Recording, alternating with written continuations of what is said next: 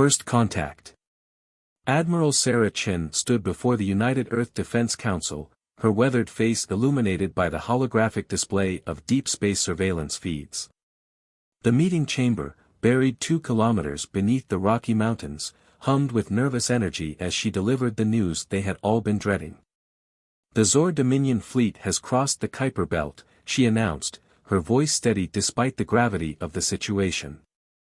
Their armada consists of approximately 300 capital ships, with an estimated 1,000 support vessels. She paused, letting the information sink in. They're exactly as arrogant as our intel suggested. Counselor Marcus Rodriguez leaned forward, his dark eyes fixed on the tactical display. And you're certain about their technological capabilities? Absolutely, Chen replied, gesturing to the detailed scans. Their energy signatures are off the charts. Their smallest support ship could probably level a city. The main battlecruisers. She shook her head. We've never seen anything like them. Then why do you look so calm, Admiral? Counselor Yuki Tanaka asked, studying Chen's composed demeanor. A slight smile crossed Chen's face.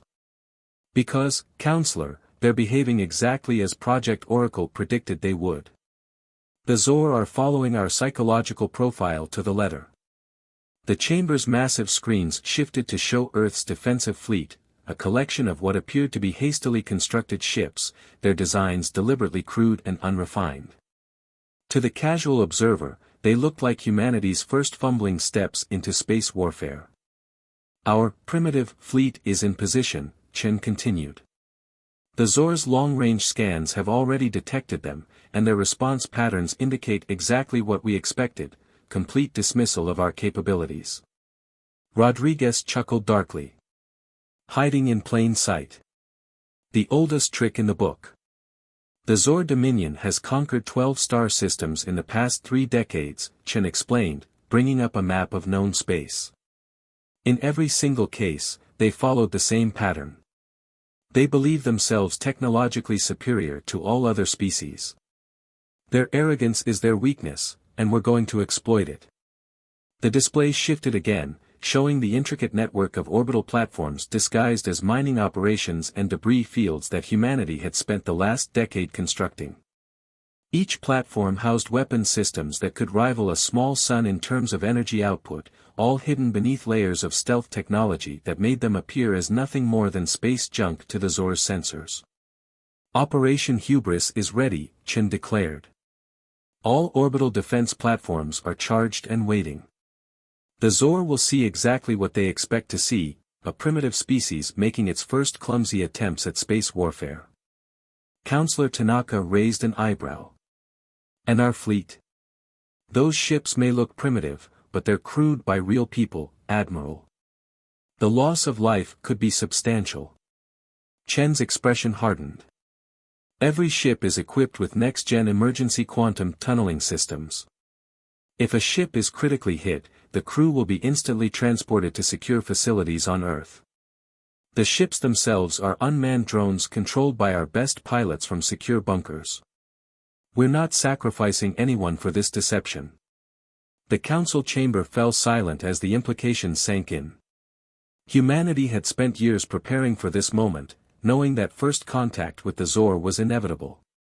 While the alien empire had expanded through space, humanity had watched, learned, and prepared. Every satellite they'd launched, every space station they'd built, had been part of an elaborate deception. What about the lunar colonies? Rodriguez asked. The Mars settlements?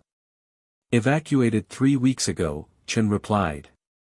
What the Zor see are convincing holograms and automated systems. We've left nothing to chance. The Admiral turned to face the entire council, her voice carrying the weight of years of preparation. The Zor believe they're dealing with a primitive species that barely understands space travel. They expect us to either surrender immediately or mount a pathetic defense that they can crush for their own amusement. Instead, they're walking into the most elaborate trap ever constructed. She brought up the final tactical display, showing the carefully planned stages of the coming battle. We've spent a decade building our real fleet in the asteroid belt, hidden from any prying eyes. The ships the Zor see are just the bait. Once they commit to the attack, once their arrogance leads them into the kill zone. She smiled grimly. They'll learn that humanity is anything but primitive. The council members exchanged glances, years of preparation finally coming to fruition. They had known this day would come, had planned for it meticulously. The Zor Dominion had never faced a species that anticipated their arrival, that prepared specifically for their tactics and psychology. Time to positions? Rodriguez asked. Our primitive fleet will make first contact in approximately 6 hours, Chen replied. The Zor will likely spend an hour or two studying us, confirming their superiority. Then they'll attack, expecting an easy victory. She straightened her uniform. Instead, they're going to learn a very expensive lesson about underestimating humanity. As the council session concluded, Chen remained behind, studying the tactical displays. Everything hinged on the Zor behaving true to form, arrogant, dismissive, and overconfident. The psychological profile suggested a 97% probability they would fall for the trap, but that 3% margin for error kept her awake at night. In orbit above Earth, the primitive fleet moved into position, their crude designs and seemingly inefficient energy signatures broadcasting vulnerability to any watching eyes. Behind them, hidden in plain sight, the most powerful weapons humanity had ever created waited silently, ready to teach the Zor Dominion why it was dangerous to judge an entire species by appearances alone. The trap was set. Now all they had to do was wait for the Empire's arrogance to trigger it. The Grand Deception. Commander Zero of the Zor Dominion stood on the bridge of his flagship, the Eternal Dominance, his angular features twisted in a mixture of amusement and contempt. The holographic display before him showed Earth's defensive fleet in detail, and each new scan only confirmed his initial assessment: these humans were barely out of their planetary cradle. Look at their ship designs, he sneered to his second-in-command, General Croc. They're still using metallic hulls. Primitive reactor cores. Their weapons systems are practically antiques. Croc studied the readings with professional interest, though his expression matched his commander's disdain. Their largest vessel is smaller than our scout ships. The energy output readings are laughable. Zero paced the command deck, his ceremonial cape flowing behind him. The bridge crew worked efficiently around him, but he could see them sharing knowing smiles. This was supposed to be the great threat. The species that had the council so concerned. Send the standard greeting, Zero ordered, almost bored with the proceedings. Let's at least follow protocol before we crush them.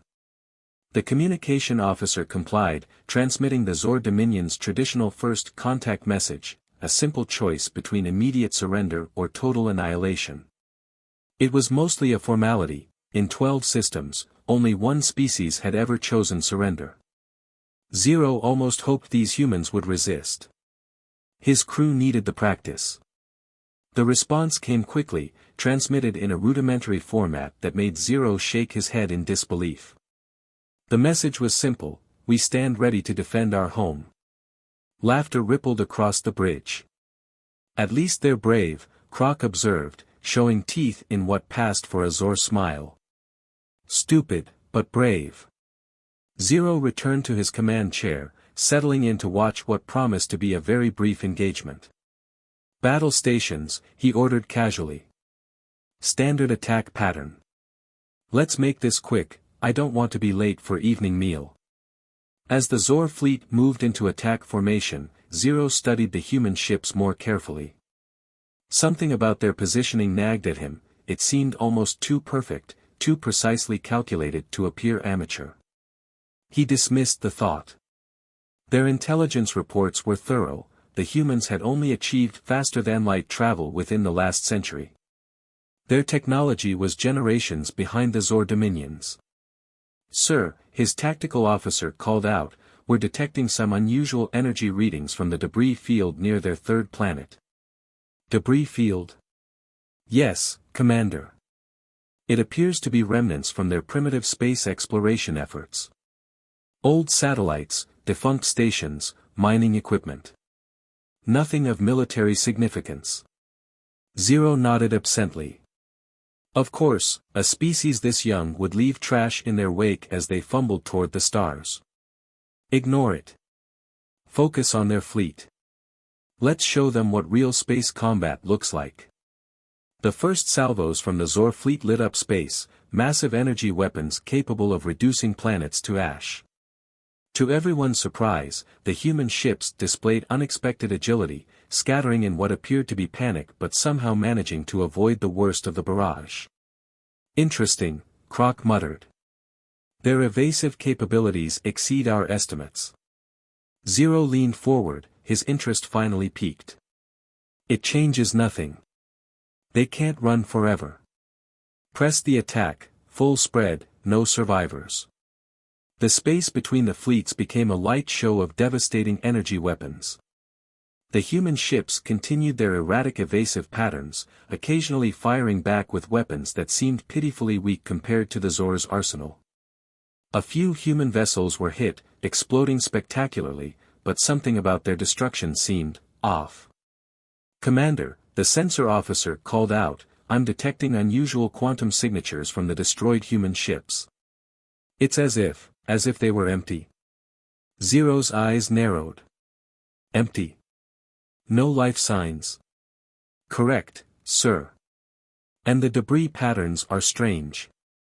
Almost as if they were drones, Zero finished, a first hint of unease creeping into his voice. Scan the surviving ships. Full spectrum analysis. The results came back quickly, none of the human ships showed life signs. They were all being controlled remotely, with sophistication that suggested far more advanced technology than their external appearance indicated. Before Zero could process this revelation, the human fleet began a coordinated retreat toward the debris field.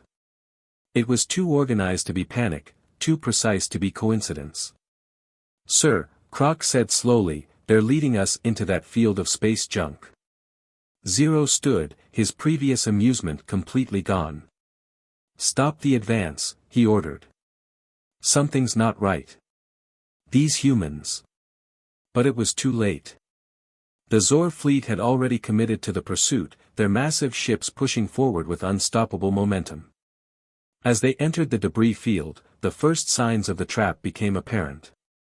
What had appeared to be defunct satellites began to move. Ancient-looking space stations shifted position with impossible speed. Chunks of space rock split open to reveal weapon ports that definitely hadn't shown up on their scans. "Full reverse." Zero shouted, but even as the words left his mouth, he knew it was futile. The humans hadn't been retreating in panic, they had been expertly herding the Zor fleet exactly where they wanted them.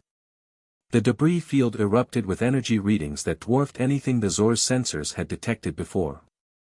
What they had dismissed as space junk transformed into the most sophisticated weapon platforms they had ever encountered. The human fleet, far from being trapped, had led their pursuers into a killing zone. As the first salvos from the orbital platforms struck the Zor fleet, Zero realized with horrifying clarity just how completely they had been deceived. The humans hadn't been primitive at all, they had simply understood something that 12 conquered star systems hadn't. The best way to defeat the Zor Dominion was to let their own arrogance blind them. Spring the trap. Deep within the Rocky Mountain Command Center, Admiral Chen watched the battle unfold with calculated precision. The massive holographic display showed hundreds of data points, every Zor ship's position, shield strength, and weapon status. But more importantly, it showed their psychology in action. "They're doing exactly what we predicted," she noted to her staff. Pride prevented them from conducting detailed scans. Arrogance made them ignore the debris field. And now, she allowed herself a small smile. Now their own momentum has carried them into our trap. The command center erupted in controlled activity as Chen gave the signal. Execute Operation Hubris, Phase 2. All platforms, weapons free. Show them what humanity is really capable of. Across the solar system, humanity's true technological prowess revealed itself. What the Zor had dismissed as space debris transformed into a network of the most advanced weapons humanity had ever created. Each platform housed quantum-enhanced energy weapons that could pierce even the strongest Zor shields, their power source hidden by sophisticated cloaking technology that had made them appear as nothing more than abandoned equipment. The first wave of fire from the orbital platform struck with devastating precision. Zor ships that had seemed invincible moments before found their shields failing, their hulls breaching. The primitive, human fleet revealed its true nature as well, their crude exterior shells falling away to expose vessels built with technology that matched or exceeded the Zor's capabilities. In the Zor fleet's command ship, Commander Zero watched in horror as his mighty armada began to crumble. Impossible, he breathed, staring at sensor readings that defied everything he thought he knew about human technological capabilities. How did they hide this? How did we miss it? The answer, of course, was simple. The Zor had seen exactly what they expected to see. Their prejudices and assumptions had blinded them to the truth, just as humanity had planned. Back in the mountain bunker, Chen activated a secure channel to the drone fleet commanders. Execute attack pattern Delta. Target their command and control systems first. Don't let them coordinate a response. The drone ships, no longer needing to maintain their facade of primitive technology, demonstrated their true capabilities. They moved with impossible precision, their weapons targeting the vulnerable points of Zor ship design that humanity had spent years studying and analyzing. Admiral, one of her officers called out, the Zor are attempting to regroup. Their faster ships are trying to break free of the debris field. Chen nodded. As expected. Lieutenant Wang, activate the gravity wells. Hidden among the debris, specialized platforms came to life, generating localized gravitational fields that trapped the Zor ships in place. What had seemed like a simple tactical retreat suddenly became impossible as their massive vessels found themselves caught in an invisible web of artificial gravity wells. Status report, Chen demanded, watching as the Zor fleet's formation began to break down. 37 Zor capital ships destroyed, her tactical officer reported. 62 severely damaged. Their shield technology is adapting to our weapons, but not quickly enough to make a difference. We're maintaining airtight quantum jamming on their communications, they can't call for reinforcements. Chen studied the tactical display, watching as the mighty Zor armada found itself caught in humanity's carefully laid trap. Years of preparation, billions in resources, countless hours of planning, it was all paying off. But she knew better than to celebrate too early. They're still dangerous, she reminded her staff. A cornered enemy is often the most deadly. Execute Phase 3. At her command, a new element entered the battle. From behind Mars, humanity's actual war fleet emerged, not the primitive-looking drones that had served as bait, but the true might of Earth's military technology. Sleek, advanced vessels powered by zero-point energy cores, their hulls constructed of materials that the Zor had never encountered. Commander Zero, watching from his increasingly vulnerable flagship, felt his heart sink as the new human fleet appeared. They planned this all along, he realized, finally understanding the full scope of the deception.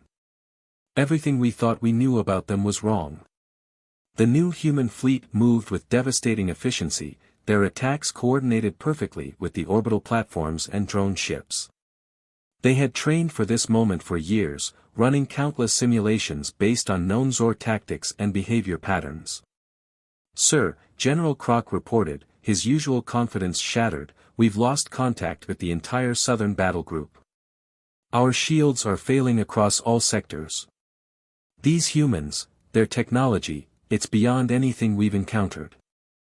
Zero stared at the tactical display, watching as his mighty fleet was systematically dismantled by an enemy he had completely underestimated.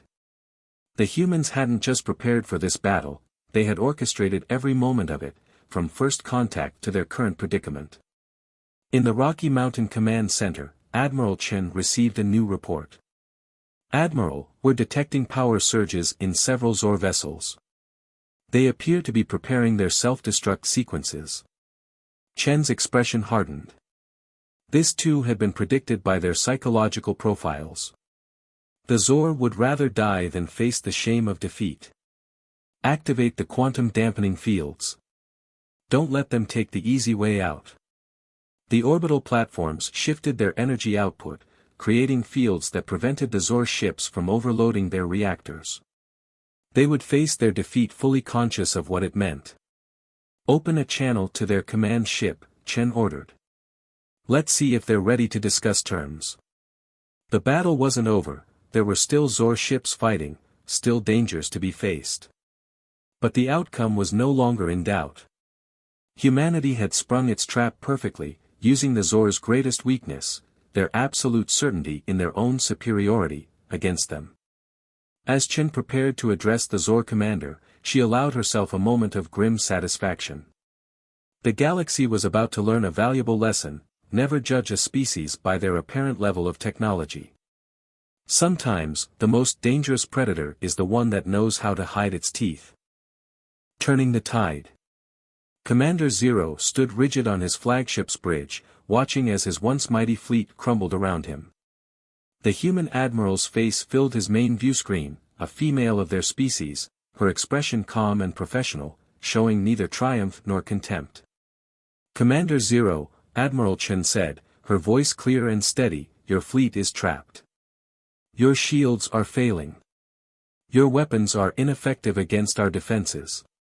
I invite you to surrender and spare the lives of your remaining crews. Zero's pride warred with his tactical training. Around him, his bridge crew waited tensely for his response. Through the viewport, he could see the true might of humanity's fleet, not the primitive vessels they had first encountered, but ships of such advanced design that they seemed to bend the laws of physics themselves. You deceived us, he accused, trying to maintain his dignity even in defeat. Chen's expression didn't change. We studied you, Commander. For years, we watched as you conquered system after system. We learned your tactics, your technology, and most importantly, your psychology. Your greatest weakness was never your weapons or your shields, it was your absolute certainty that no primitive species could possibly threaten you. The truth of her words stung more than any weapon. The humans hadn't just outsmarted them, they had understood them so completely that they had choreographed this entire battle from the beginning. Sir, General Croc reported quietly, we've lost all engine power. The human gravity wells have us completely immobilized. Our remaining weapons they're being systematically disabled by some kind of targeted quantum field.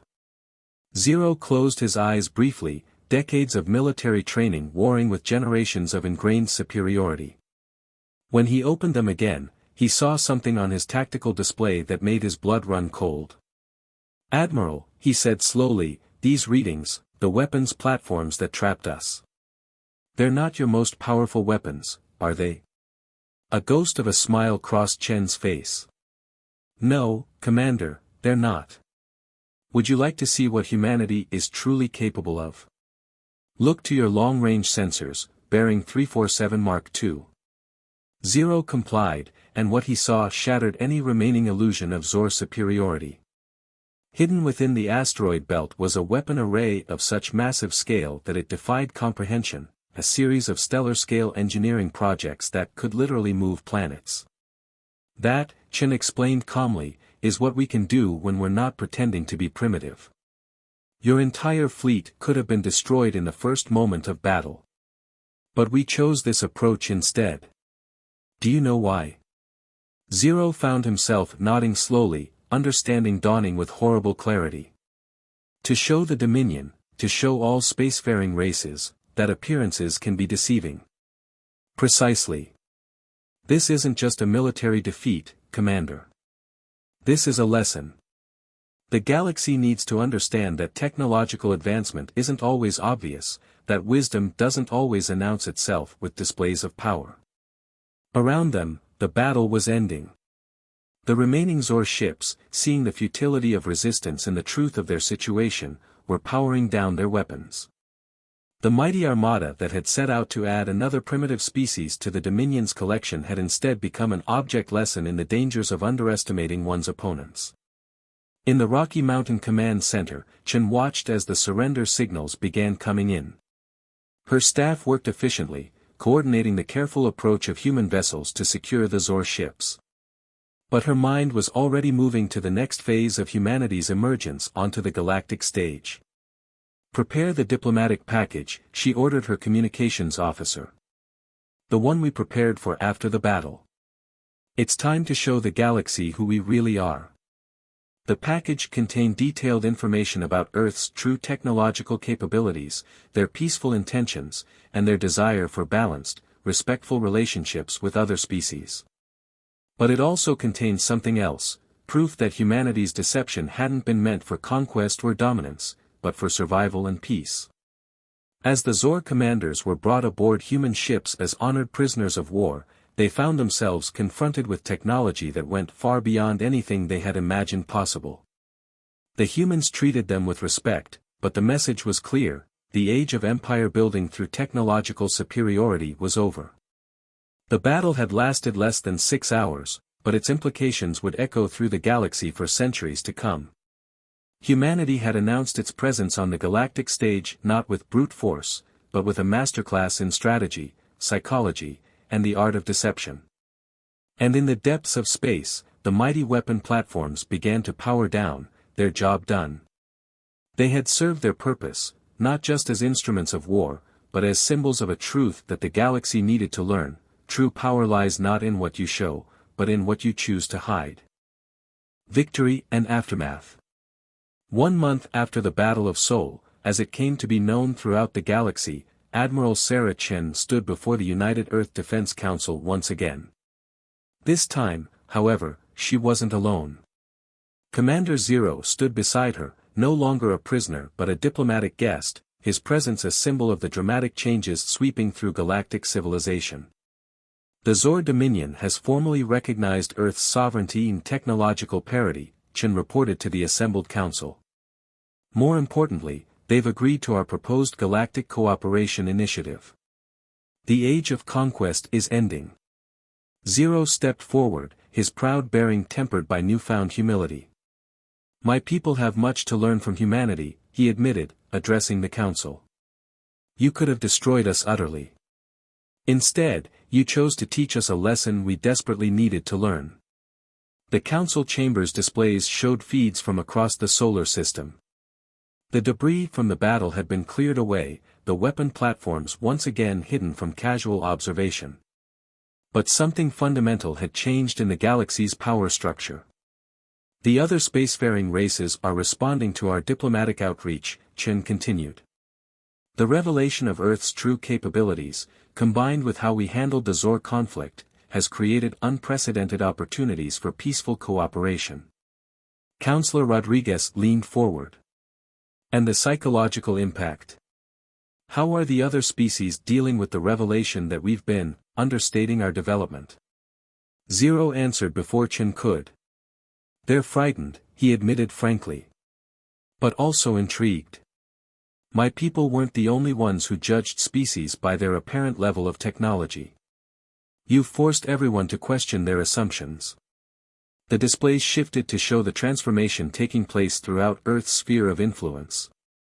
The crude-looking ships and stations that had been part of their deception were being replaced by structures that showcased humanity's true capabilities. Massive space elevators reached from Earth's surface to geosynchronous orbit. Quantum gates allowed near-instantaneous travel between planets. The Mars colonies, no longer hidden behind holograms, revealed themselves to be marvels of environmental engineering. "We're implementing Phase 4 of Operation Hubris," Chen explained. "The gradual revelation of our full technological spectrum. The key is to show that our advanced capabilities don't make us a threat, they make us valuable allies." The council members nodded in approval. This had always been the end goal, not just defeating a potential enemy, but transforming them into partners. The Zor Dominion, with its vast experience in space travel and colonization, had knowledge that could benefit humanity. In return, Earth's unique approach to technological development offered fresh perspectives that the older spacefaring races desperately needed. "There is one other matter," Zero said, his voice carrying a note of wonder. "My scientists have been studying the weapon platforms you use to trap our fleet. They're remarkable. Not just in their power, but in their precision. You could have vaporized us instantly, but instead, you used them with surgical accuracy to disable and capture." Chen smiled. "That was deliberate. We wanted to demonstrate that advanced technology doesn't have to be destructive. Every weapon we deployed in that battle was designed to minimize loss of life. The implications weren't lost on anyone. Humanity hadn't just proven itself technologically advanced, it had shown wisdom in how it used that technology." The other spacefaring races were now scrambling to establish diplomatic relations, eager to learn from a species that had hidden its true nature so effectively and yet used its power so judiciously. "The Galactic Council is being reformed," Zero announced. "With Earth taking a prominent role. Your victory over us, and more importantly, how you handled that victory, has reshaped the political landscape of known space." The displays showed the changes already taking place.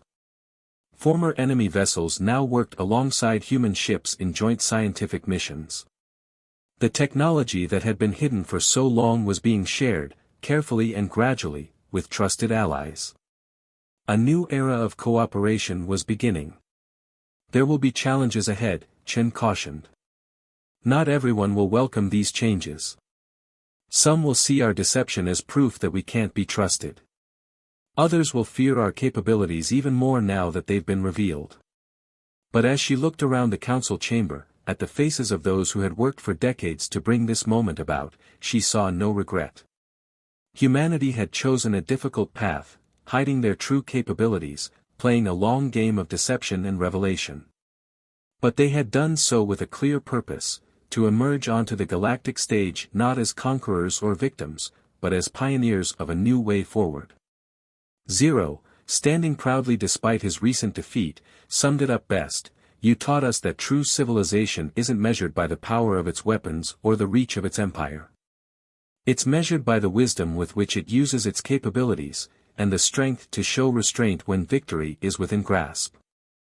As the council session ended, Chen walked with Zero to the observation deck.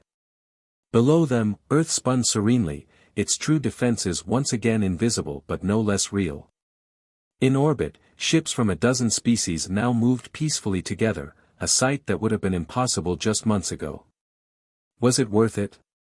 Zero asked quietly. "The years of hiding your true nature?